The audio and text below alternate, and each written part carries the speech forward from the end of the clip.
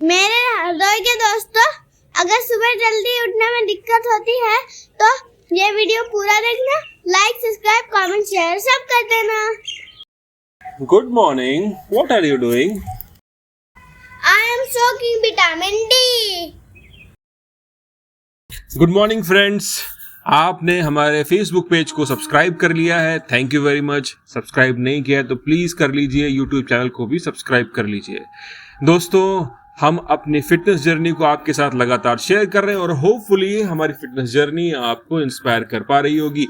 आज हम आपको बताएंगे एक और एसेंशियल फैक्टर जो कि आपकी फिटनेस को अफेक्ट करता है। हम बात करने वाले हैं विटामिन डी के बारे में।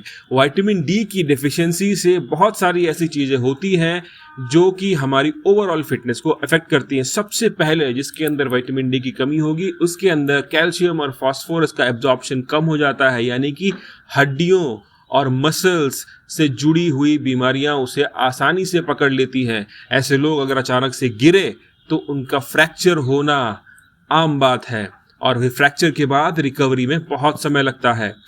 जिनमें विटामिन डी की कमी होती है उनका इम्यून सिस्टम भी वीक हो जाता है। जिन लोगों में विटामिन डी की कमी होती है वो थोड़ा सा हैवी वर्कआउट करने के बाद में बहुत ज़्यादा थका हुआ महसूस करते हैं। इन लोगों को सुबह उठने में भी प्रॉब्लम होती है।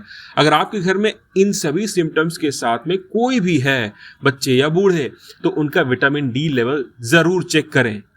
अब विटामिन डी को पूरा करने के लिए नेचुरल सोर्सेस क्या हैं? सबसे पहले तो नेचुरल सोर्सेस है हमारा सनलाइट, लेकिन सनलाइट में एक कंडीशन और है जिसके बारे में हम वीडियो के एंड में बात करेंगे। दूसरे नेचुरल रिसोर्सेस हैं अंडा, मछली या फिर मीट। लेकिन यहां से भी विटामिन डी संपूर्ण मात्रा में आपको नहीं मिलेगा, लेकिन ये आपकी रेगुलर नीड्स को पूरा करते रहेंगे। विटामिन डी अगर आपकी बॉडी में कम है और आप 40 प्लस हो चुके हैं या 30s में चल रहे हैं तो आपको अपने डॉक्टर से कंसल्ट करने की ज़रूरत है। डॉक्टर से मिलिए, कुछ नॉर्मल टेस्ट करवाइए। अगर विटामिन डी की डेफिशिएंसी है तो सप्लीमेंट्स लेना भी शुरू करिए। अब एक पहली बात जो हमने बताई थी विटामिन डी के बारे में कि क्या विटामिन डी सनलाइट से एब्जॉर्ब हो सकता है? जी हाँ, बिल्कुल हो सकता है। लेकिन यहाँ पर कुछ बातों का आपको ध्यान रखना है। वो ये है कि विटामिन डी वाइट स्किन वाले लोगों में बड़ी आसानी से एब्जॉर्ब हो जाता है, यानी कि अगर ऐसे लोग धूप में कम से कम रोजाना 8 से 10 मिनट भी बैठ रहे हैं तो वो अपनी डेली विटामिन डी रिक्वायरमेंट को पूरा कर ले रहे हैं। लेकिन इस नए रिसर्च के अनुसार जिन लोगों की स्किन ब्राउन है या फिर ब्लैकिश है, उन लोगों को विटामिन डी की डेफिशिएंसी पूरा करने के लिए धूप में ज्यादा देर तक बैठना पड़ेगा। लेकिन यहाँ पर एक कैच पॉइंट ये है, ब्राउन स्किन या फिर ब्लैक स्किन वाले जो एरिया है वहां पर धूप का तेज होना आम बात है, यानी कि वहां गर्मी तेज होती है। लेकिन अगर ऐसे लोग विटामिन डी पूरा करने के लिए बहुत देर तक धूप में बैठे रहेंगे तो उनकी स्किन झुलस सकती है।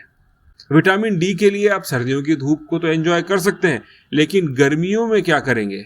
तो बेहतर यही है कि नेचुरल सोर्सेस पर जाइए, अंडा खाना शुरू करिए, मछली को इंक्लूड करिए अपनी डाइट में, मीट प्रोडक्ट्स को इंक्लूड करिए। अगर आप वेजिटेरियन हैं तो डॉक्टर से कंसल्ट कीजिए और रेगुलर सप्लीमेंट्स पर आ जाइए। एक बार जब आपका विटामिन डी पूरा हो जाएगा तब आप अपनी बॉडी में कुछ अमेजिंग चेंजेस भी फील करेंगे। आप एनर्जेटिक फील करेंगे, आपको बोन और मसल्स रिलेटेड इश्यूज कम हो जाएंगे।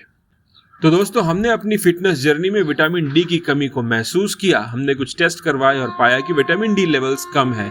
इनको पूरा करने के लिए हमने सप्लीमेंट्स का भी यूज़ किया और सबसे बेहतर इलाज natural sources of vitamin D को अपनी डाइट में इंक्लूड किया। अंडों का खाना ज़रूरी है, साथ में मीट प्रोडक्ट्स का भी खाना ज़रूरी है। तो दोस्तों, अगर आप हरदोई से हैं तो किसी न किसी मोड़ पर आपसे मुलाकात होना मुमकिन है, लेकिन सिर्फ सुबह के वक्त किसी पार्क में या फिर किसी जिम में। तो दोस्तों, अपने आप को फिट रखिए, स्वस्थ रखिए और मस्त रहिए।